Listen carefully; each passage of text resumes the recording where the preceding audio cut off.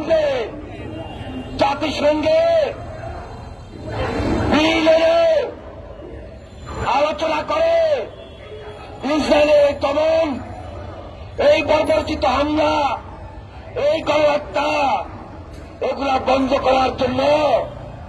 কঠিন উদ্যোগ গ্রহণ করতে হবে। আগামীকাল বিকাল 3টায় বিএনপি কার্যালয়ের সামনে থেকে এই ঢাকা শহর সারা বাংলাদেশের মুসলমান বিএনপি নেতৃত্বাধীন সকল নেতা কর্মী সবাই সেখানে অংশগ্রহণ করে তারেক রহমানকে শক্তিশালী করার মধ্য দিয়ে তারেক রহমানের ব্যক্তিত্বে প্রতিবাদের ভাষাকে আরো জোরদার করে তুলতে হবে। আমরা চাই একটা শান্তিপূর্ণ রাষ্ট্র, আমরা চাই একটা শান্তিপূর্ণ পৃথিবী যেখানে মুসলিম উম্মার একটা অবস্থান, একটা শক্ত সিদ্ধান্ত, শক্ত প্রতিবাদের ভাষা এমনভাবে অব্যাহত থাকবে যার মধ্য দিয়ে এই দুনিয়াতে হানাহানি, রাজধানী, অত্যাচার, নির্যাতন, গণহত্যা সবকিছু একযোগে বন্ধ হয়ে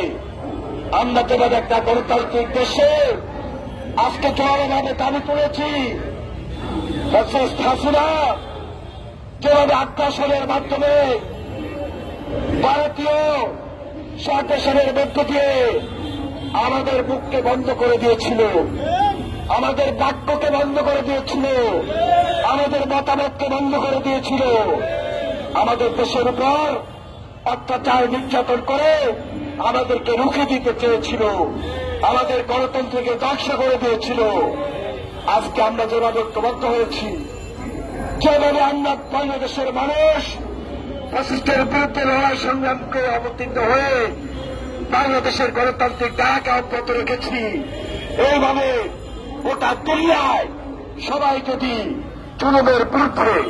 অত্যাচারের বিরুদ্ধে, নির্যাতনের বিরুদ্ধে, গণহত্যার বিরুদ্ধে আমরা প্রতিবাদকে জাগরিত করি, আমার বিশ্বাস এই পৃথিবীতে মুসলমান যে একটা শক্তি, এই শক্তি প্রমাণ করে দিবে কোন অন্যায়ের কাছে আমরা কোনদিন মাথায় তো করি নাই, ভবিষ্যতে মাথায় তো করব না। আজকে যারা উপস্থিত হয়েছেন আপনার ওলামায়ে মাশায়েখ বৃন্দ, মহান আল্লাহ তাআলার কাছে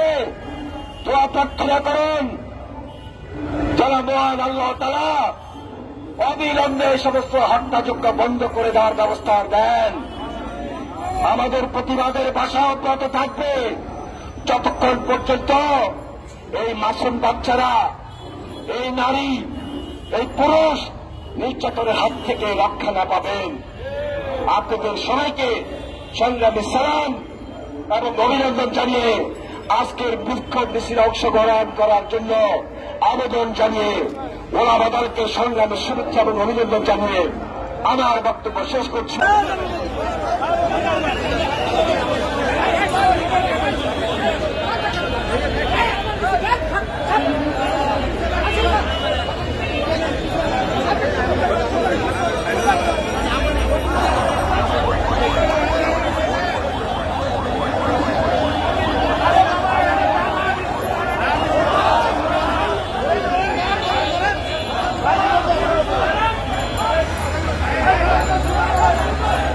সবার ঘোরা